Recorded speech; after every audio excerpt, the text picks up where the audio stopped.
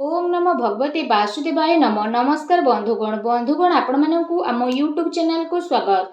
Friends आज ए video रे आमे आपण मानकु कहिबा पई जाउछु आगामी ए 56 घंटा आपण को पई किपरि साब्यस्त हेबो, केउ प्रकार आगामी 56 घंटार समय को आपण माने साब्यस्त करिवे, केउ प्रकार दिन आपणकर साब्यस्त हेबो, केउ सबु जिनिस रे आपणकु फायदा हेबो, केउ सबु जिनिस रे आपणकु असुविधा रहइबो पड़े, आपणकर लव लाइफ किपरि रहइबो, कैरियर किपरि रहइबो, बिजनेस आउ व्यापार किपरि रहइबो एवं स्वास्थ्यर किछि महत्वपूर्ण इन्फॉर्मेशन मध्ये आमे आपण मानकु देबु।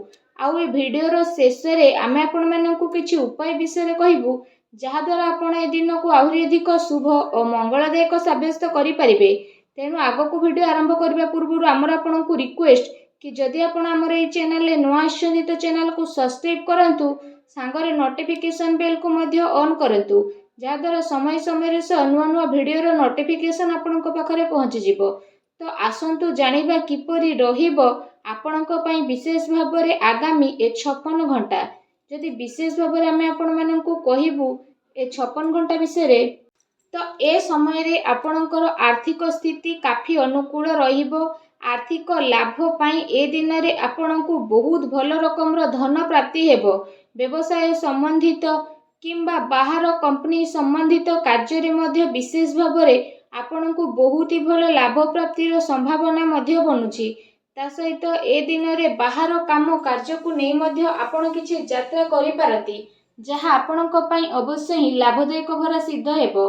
ता सहित जदि कहिबा शिक्षा क्षेत्र रे मध्य आपणकु अनुकूल परिणाम विशेष रूप रे प्राप्त हेबो। आउ उच्च शिक्षा पई प्रयासरत लोक मानकु मध्य बहुत ही भल लाभ प्राप्त हेबो। आपणक ज्ञान रे बुद्धि हेबो। आउ वरिष्ठ तथा गणमान्य लोकंक द्वारा आपणकु अवश्य ही प्रशंसा प्राप्त होई जिवो।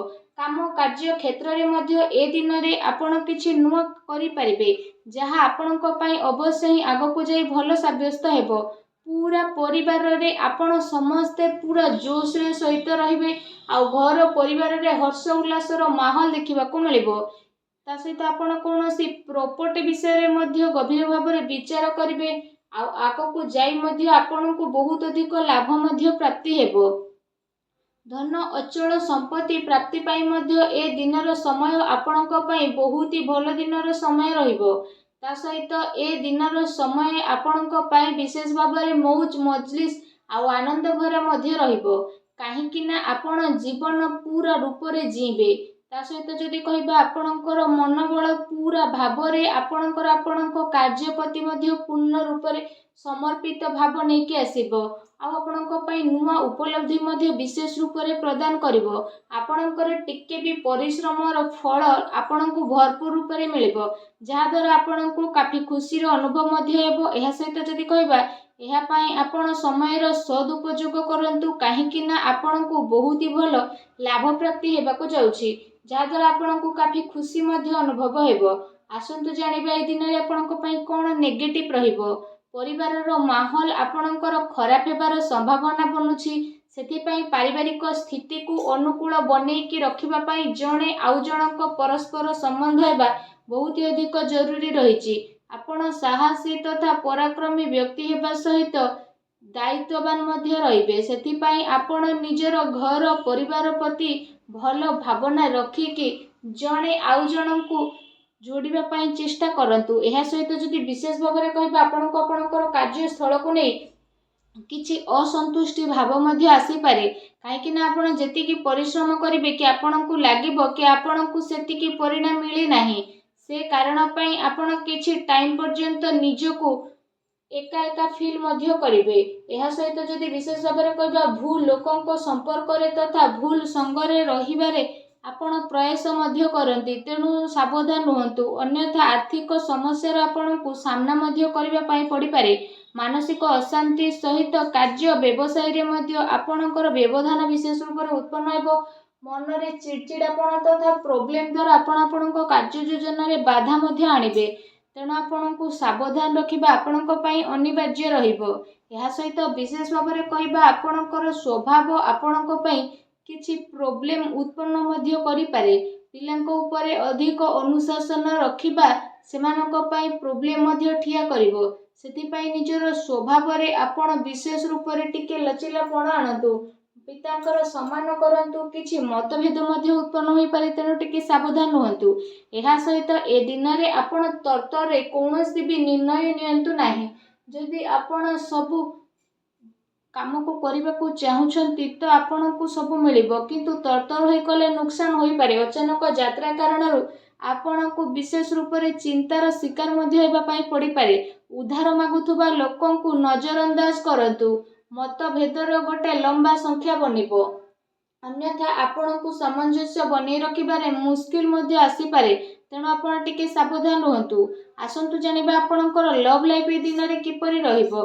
ଯଦି ଆପଣଙ୍କର ଦାମ୍ପତ୍ୟ ଜୀବନ ବିଷୟରେ କହିବା ତ ଏ ଦିନରେ ଆପଣଙ୍କ ପ୍ରେମ ଜୀବନ ପାଇଁ ବହୁତ ହି ଭଲ ଦିନ ରହିବ। ତା ସହିତ ପ୍ରେମ ମାମଲା ପାଇଁ ମଧ୍ୟ ବିଶେଷ ଭାବରେ ଏ ସମୟ ଆପଣଙ୍କ ପାଇଁ ଅତି ଉତ୍ତମ ରହିବ। ବିବାଦରୁ ଆପଣ ଦୂରେଇକି ରୁହନ୍ତୁ। କାହାର କହିବା ଦ୍ୱାରା କୌଣସି କାର୍ଯ୍ୟ ଆପଣ କରନ୍ତୁ ନାହିଁ। ଆପଣ ନିଜ ଉପରେ ଭରସା ରଖନ୍ତୁ, ଅନ୍ୟଥା ନିଜ ଉପରେ ଭରସା ରଖିକି ଆପଣ ନିଜର ପ୍ରେମୀ ପ୍ରେମିକାଙ୍କ ଉପରେ ଭରସା ରଖନ୍ତୁ ତଥା ଜଣେ ଆଉ ଜଣଙ୍କ ସହ ପ୍ରେମରେ ସଂଗଠିତ ହେଇକି ରୁହନ୍ତୁ, କାରଣ ଏ ଦିନ ପ୍ରେମ ଜୀବନ ପାଇଁ ବହୁତ ହି ଭଲ ଦିନ ରହିବାକୁ ଯାଉଛି। ଏ ଦିନର ଅବଶ୍ୟ ହିଁ ଆପଣଙ୍କୁ ଲାଭ ଉଠେଇବାର ରହିଛି। ଆସନ୍ତୁ ଜାଣିବା ଏ ଦିନରେ ଆପଣଙ୍କର ବ୍ୟବସାୟ ଆଉ କ୍ୟାରିୟର କିପରି ରହିବ। ନିଜର ଯୋଜନାକୁ ଆପଣ କାହା ଆଗରେ ବିଶେଷ ଭାବରେ ଅଧିକ ଜାହିର କରନ୍ତୁ ନାହିଁ। ଆପଣଙ୍କର ଗୁପ୍ତ ଯୋଜନା ଆପଣଙ୍କ କାମରେ ଫାଇଦା ପ୍ରଦାନ କରିବ।